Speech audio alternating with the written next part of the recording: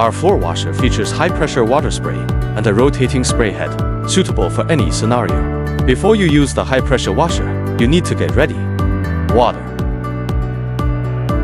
Choose a power supply suitable for the washing machine's power. Now connect the machine's power cord to the plug. Mind safety and avoid short circuits during the process. Make sure to replace the air plug before using it. This can prevent accidents caused by overheating. Next, you need to connect the water pipe to both the washing machine and the spray gun head.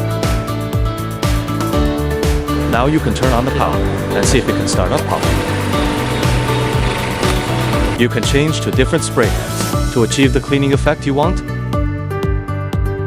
Now you can compare the differences among these 4 spray heads. You can adjust the water pressure by rotating. Rotate it clockwise, and the water pressure will increase. Rotate it counterclockwise, and the water pressure will decrease.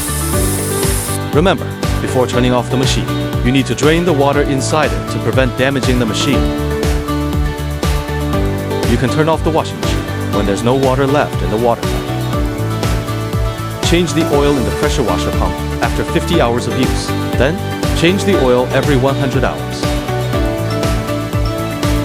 The model of this wear-resistant hydraulic oil is 5W30. You can check the oil level in the liquid flow viewer. Just fill it up to the halfway mark.